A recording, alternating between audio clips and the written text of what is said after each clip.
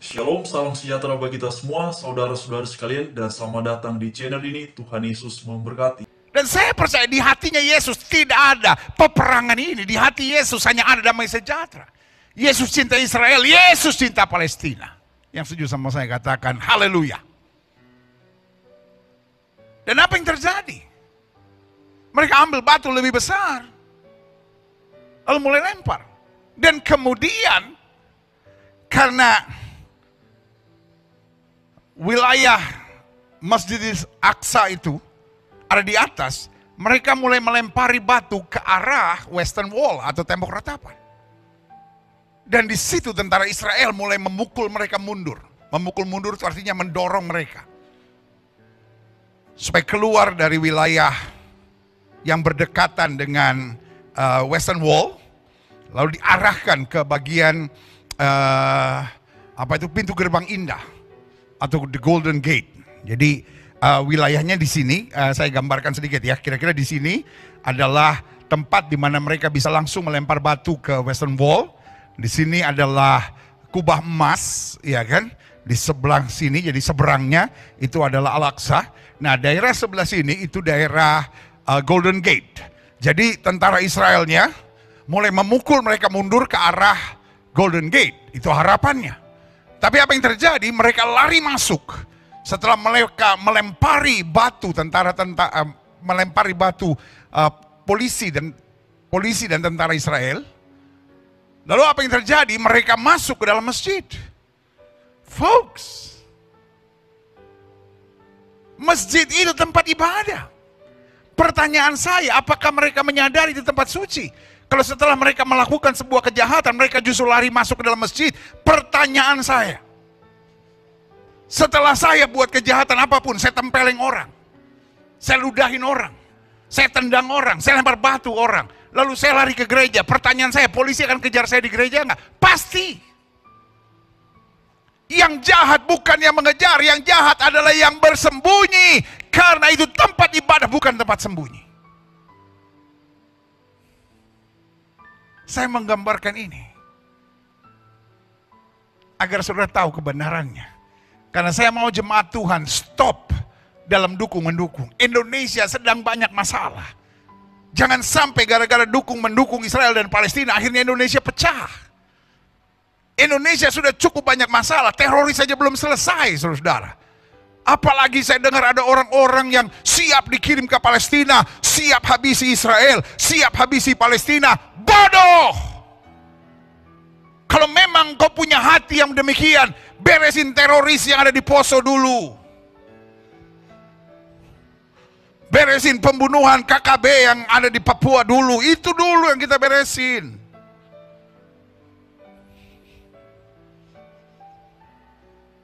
Teroris di negara kita sendiri aja masih banyak, saudara-saudara, ngurusin negara orang lagi. Itu adalah perang yang sudah berlangsung ratusan tahun, saudara-saudara. Tugas kita mendoakan untuk damai sejahtera. Polisi Israel mulai masuk ke masjid, mencari mereka dan menyuruh mereka menghentikan. Karena ternyata di dalam masjid itu mereka jumpai begitu banyak batu yang dipakai untuk melempari polisi dan tentara Israel. Tetapi di dalam masjid kemudian ada propaganda live. Mereka sudah siapkan kamera-kamera, mereka siapkan handphone-handphone untuk live ke seluruh dunia. Memberitahu bahwa tentara Israel menyerang mereka. Hello? Itu adalah episode keberapa? Orang di luar yang nggak tahu yang sudah terbakar oleh api kebencian terhadap Yahudi. Tidak mau tahu episode pertama, kedua, ketiganya. Tiba-tiba episode keempat yang dia tahu itu episode pertama. Tentara Israel menyerang masjid. Wah, propagandanya tentara Israel menyerang masjid, tentara Israel menyerang Al-Aqsa. Tempat tersuci ketiga. Gambar-gambar bahwa di sana ada begitu banyak batu di dalam Masjid Al-Aqsa itu. Tidak ada, saudara-saudara. Tidak terpublikasi. Karena memang tujuannya mengumpulkan kelompok untuk mengadakan peperangan. Lalu apa yang terjadi kemudian? Yang terjadi kemudian adalah tiba-tiba ada kelompok Hamas. Latar belakangnya harus sudah tahu.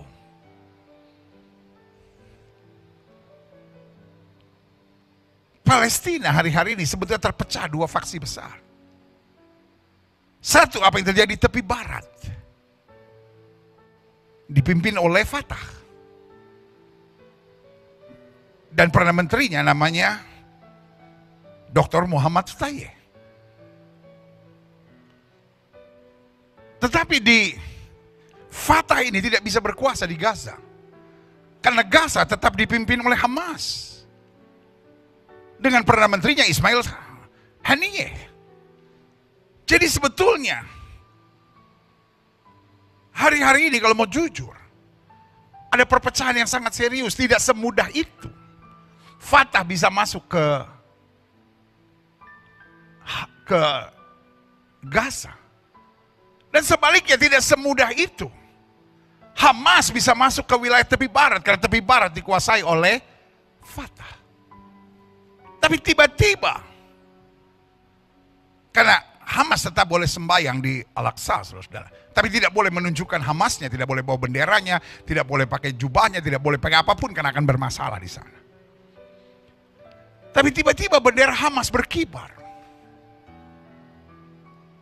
Dan setelah bendera Hamas berkibar, tiba-tiba pihak Hamas memberi ultimatum.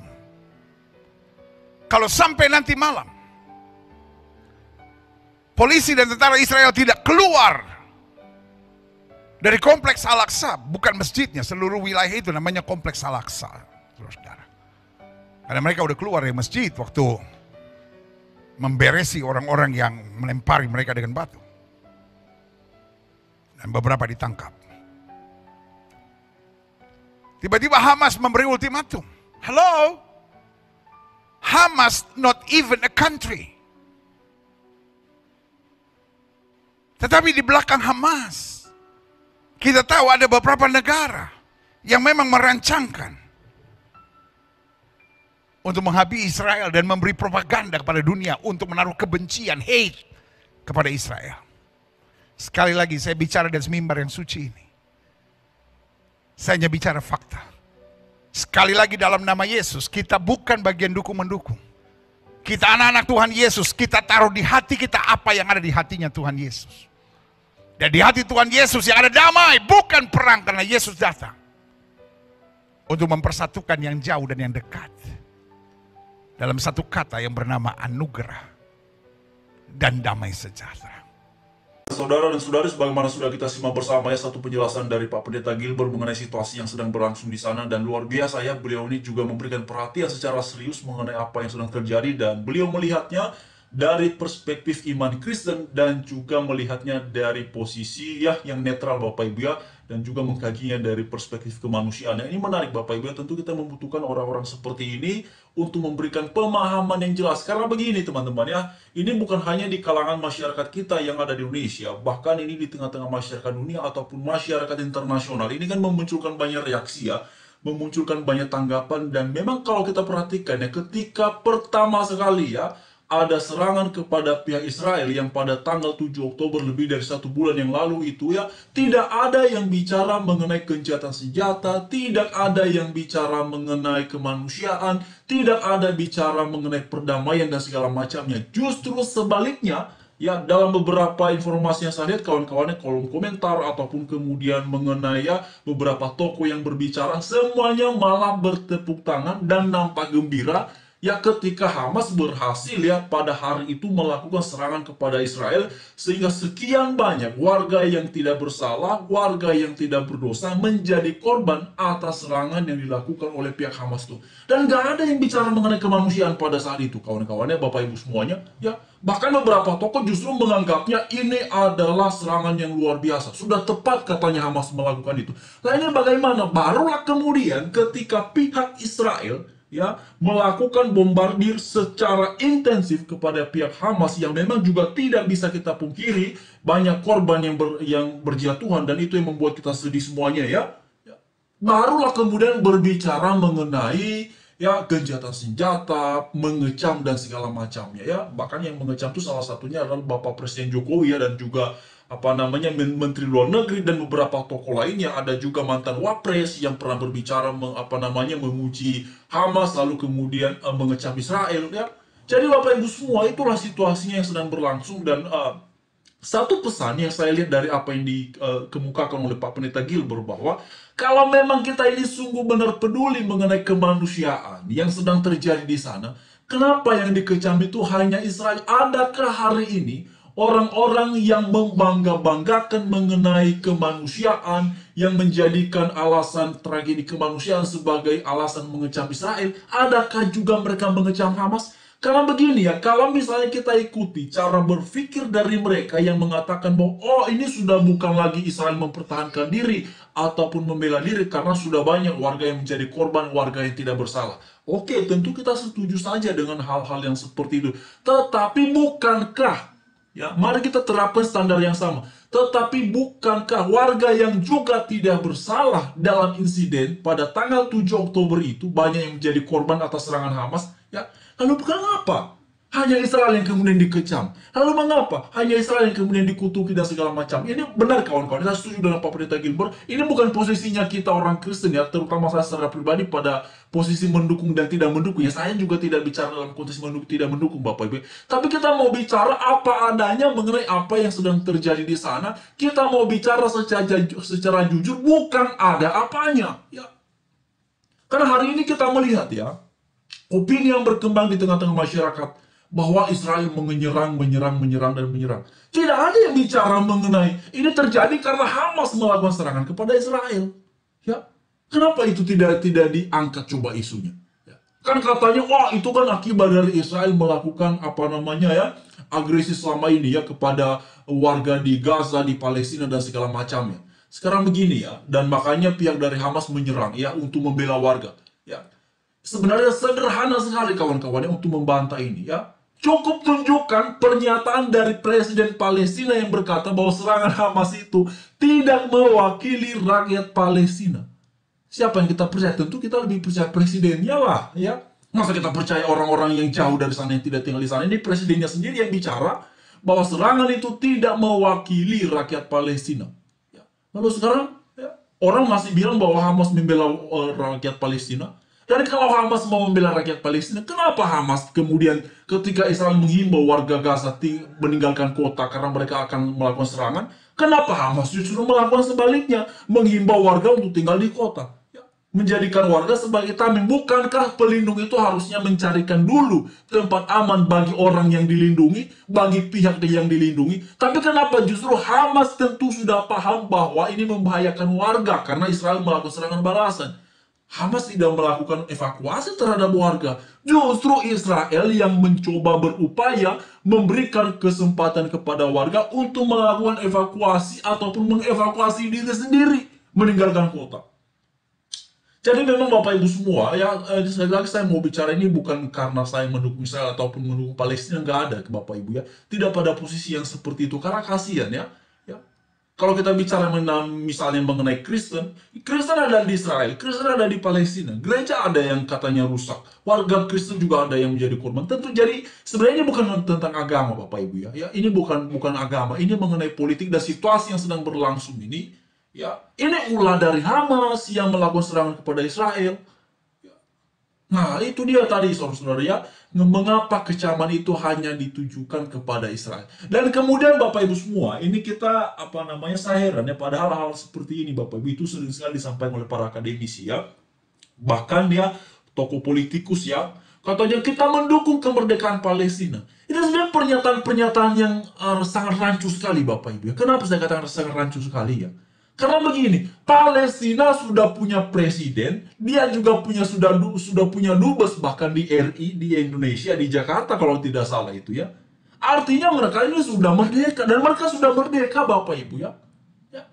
Mari saya coba kasih tunjuk dulu ya, Palestina itu merdeka pada tahun Sebentar kawan-kawan, Palestina merdeka sebentar ya, saya lupa tahunnya Bapak Ibu ya.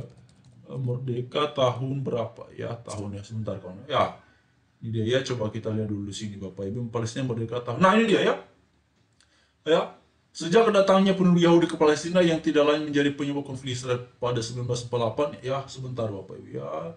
Ini Palestina itu merdekanya pada tahunnya, oke teman-teman, sebentar ya. Saya coba kasih tunjuk dulu Bapak Ibu ya.